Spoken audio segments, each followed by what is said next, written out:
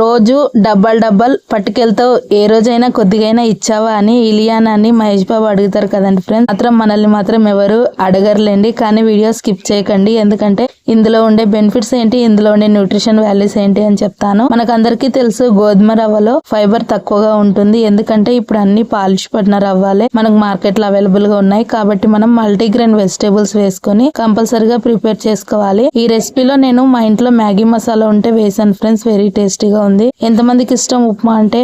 మీరు బొంబాయి రవ్వ అంటే ఇష్టపడతారా, లేకపోతే దొడ్డు గోధుమ రవ్వ అంటే ఇష్టపడతారా? కామెంట్ చేయండి ఫ్రెండ్స్. మా ఇంట్లో అయితే ఎవరు తినరు, నేను ఒక్కదాన్నే గోధుమ రవ్వ ఉప్మా తినేదైతే. అందుకే నా ఒక్కదాని కోసం 50 గ్రామ్స్ రవ్వ వేసుకుని వెజిటేబుల్స్ ఎక్కువగా వేసుకుని ప్రిపేర్ చేసుకున్నాను.